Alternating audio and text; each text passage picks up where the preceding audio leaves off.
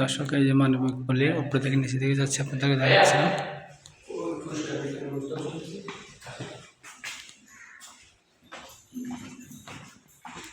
এই যে এটা হচ্ছে মানবিক পল্লী, আমি উপরে নিয়ে গেছিলাম আপনাদেরকে। যাত্রায় যে সেন্টার রয়েছে শিশুদের, সেই সেন্টারে আপনাদেরকে নিয়ে আসলাম।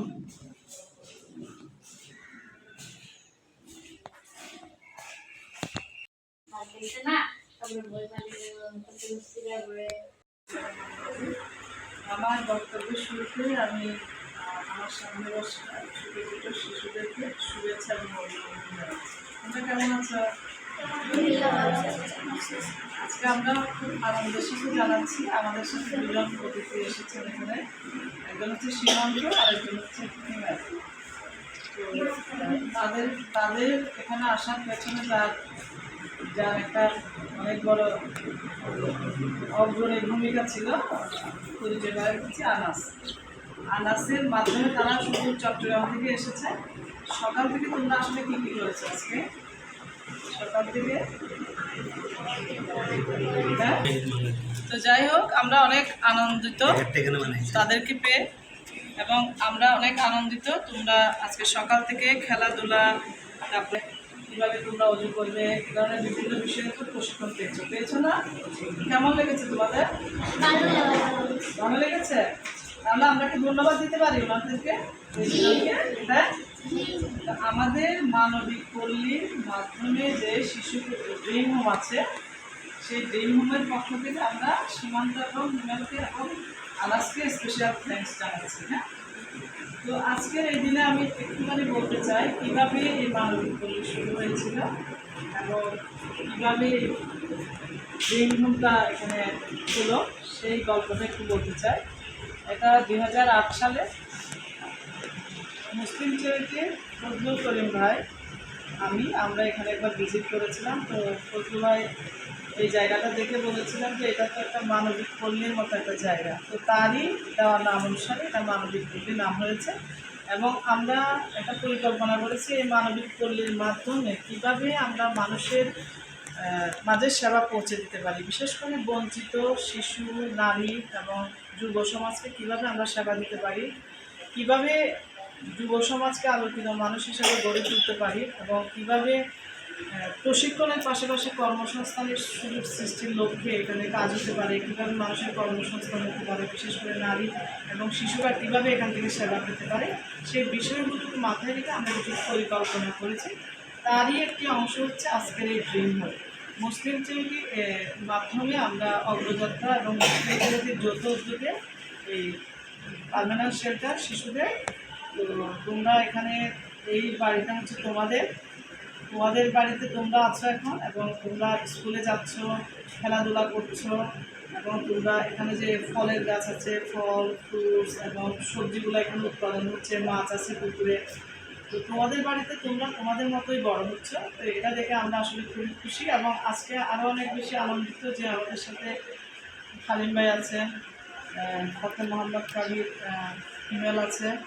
তো আজকে সারাদিন যে আয়োজনটা করেছেন তাদেরকে আমি ধন্যবাদ জানাই, এবং আরও অনেকেই চট্টগ্রাম থেকে এসেছেন, এবং চট্টগ্রামের থেকে যারা আসতে পারে নাই, যারা এই জিনিসগুলো পাঠিয়েছে, এখানে শিশুদের জন্য অনেক গিফট পাঠিয়েছেন, তাদেরকেও আমি ধন্যবাদ দিচ্ছি এই মাধ্যমে। এবং আসলে বেশি কথা আমরা বলবো না, এখানে কিছু গিফট আছে, আমরা এটা আমাদের কে ফার্স্ট সেকেন্ড থার্ড হয়েছে তাদেরকে আমরা এটা তোমাদের হাতে উপহারটা তুলে দেবো।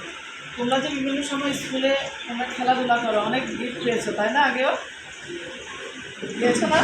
কে কে পেয়েছো হাত তুলো তো। বাবা, আজকে কে কে পাবে জানো তোমরা? হ্যাঁ,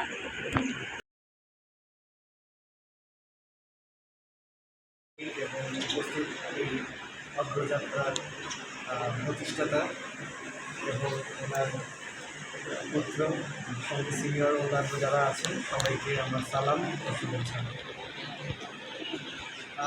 আমি আহমদিয়া মুসলিম জামাতের অঙ্গ সংগঠন মজলিস কুদ্দামুল আহমদিয়া থেকে যখন আমি আনাসের মাধ্যমে শুনতে পারি, আমরা বিভিন্ন সেবামূলক কাজকর্ম করে থাকি, আনাসের মাধ্যমে জানতে পারি যে এখানে এরকম একটা ড্রিম হোম আছে, সেখানে কিছু বাচ্চা কাচ্চা আছে। তো এটা আমাদের যে ঊর্ধ্বতন কর্তৃপক্ষ আছেন, তাই ছিল সিনিয়র একজন বড় ভাই। তো ওনাকে বলার পরে উনি বললো যে ঠিক আছে, তোমরা ওখানে যেতে পারো। তো আমি ওখানে খেদমতে খাল এবং সীমান্ত অতিরিক্ত খেদমতে খাল হিসেবে আছেন। তো আমরা দুজনই এই বিষয়টা খুব দ্রুততার সাথে মোটামুটি 1 সপ্তাহের মধ্যে এই কাজটা গুছাই নিয়ে শুরু করি এবং এর মধ্যে আন্টির সঙ্গেও যোগাযোগ করি। তো আন্টির সার্বিক বিষয় দেখে খুব ভালো লাগলো এবং আন্টি অনেক ভালো মানুষ এবং আবেগিক, এবং এই যে ছেলেপেলেদেরকে এভাবে রাখতেছে, মানে রাখতে পারতেছে, এটা সবার জন্য আসলে সব ধরনের মানুষের জন্য এটা মানে সম্ভব না। যাদের মন মানসিকতা ভালো এবং দেশের জন্যে মানুষের জন্য কাজ করার মতো মন মানসিকতা আছে, তারাই এই ধরনের কাজকর্মের সাথে সম্পৃক্ত হতে পারে বা করতে পারে। সেই জন্য আমি আন্টিকে আবারও ধন্যবাদ দিচ্ছি। আর তোমরা একটা গান গাইলে আমাদের দেশটা স্বপ্ন করি, তারপরে এর মধ্যে আরেকটা কথা ছিল যে এখানে মিথ্যা কথা কেউ বলে না।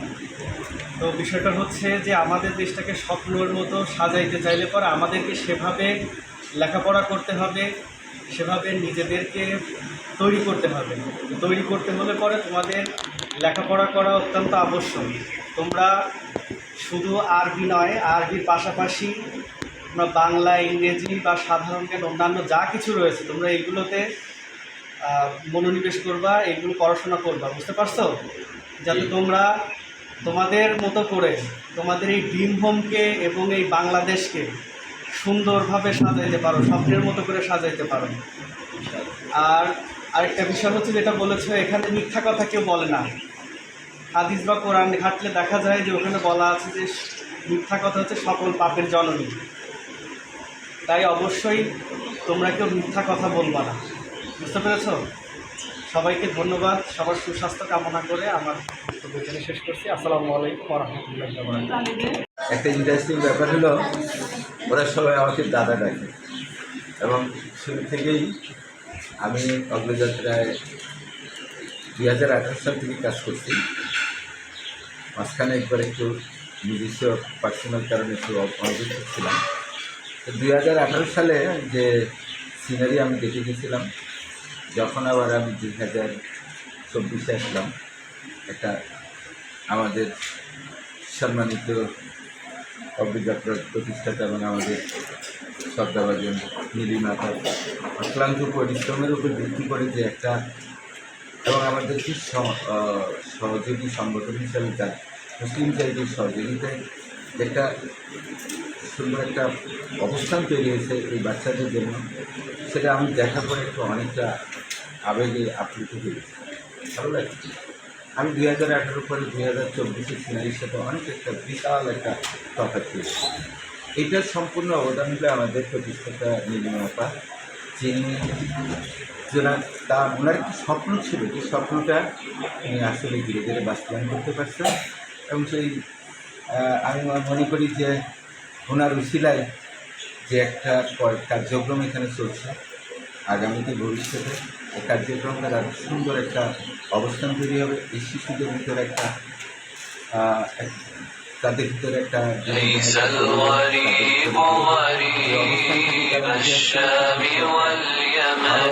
ফিরে যাবে। আসিফ ভাইকে এবং আন্টিকে যে আমাদেরকে একটা সুযোগ করে দেওয়ার এখানে আমরা এসে কাজ করার জন্য। তো মূলত হচ্ছে যে এই কাজগুলো করার মাধ্যমে আমরা তো আর্থিকভাবে কোনো কিছু পাই না, বরং আমাদের মানসিক শান্তিটা আমরা পাই। তো আজকে এই বাচ্চাদের সাথে আমরা পুরো দিনটা কাটালাম। তো তাদের মুখে যে হাস্যোজ্জ্বল চেহারা, সেটা দেখে আমাদের মনটা প্রশান্তিতে ভরে গেছে। তো আশা করছি তারা সুস্বাস্থ্য থাকবে এবং তোমরা আমাদের জন্য দোয়া করবা, এবং এই কার্যক্রম পরিচালনা করার জন্য শারীরিকভাবে যারা সহায়তা করেছে, আমাদের বড় ভাইরা, আমাদের নিগরানরা, তারাও যেন সুস্থ সবল থাকে এবং আমরা আরও যেন কাজ করতে পারি। সবার কাছে দোয়া করি। আসসালামু আলাইকুম।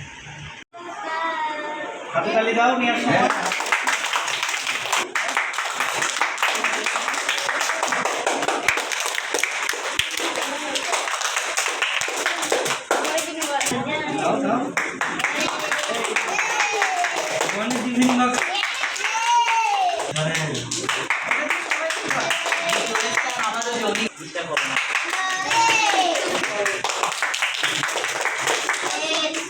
পেতে চিত্রাঙ্কন করেছি। দ্বিতীয় স্থান আমি পেতেন কীভাবে আমি